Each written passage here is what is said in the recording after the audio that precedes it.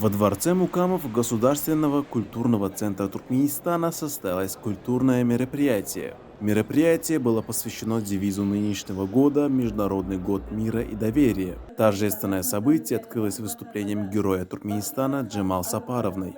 Она исполнила музыкальную композицию на слова национального лидера туркменского народа Курбангулы Бердумухамедова и музыку самой Джемал Сапаровны.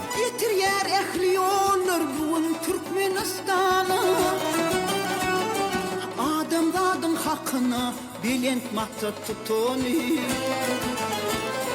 Karıştı bak bir taraf Türkmenistan Türkmenistan Türkmenistan Bütün dünya halkara Bütün dünya halkara Harakatçılık ve ananışma Vatanı Vatanı Vatanı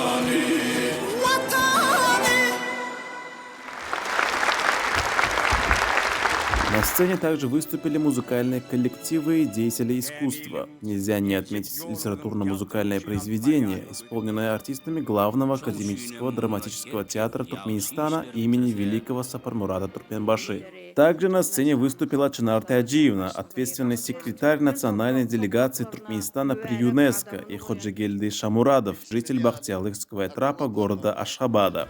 Это мероприятие стало ярким отражением стремления Туркменистана к глобальному миру и взаимопониманию.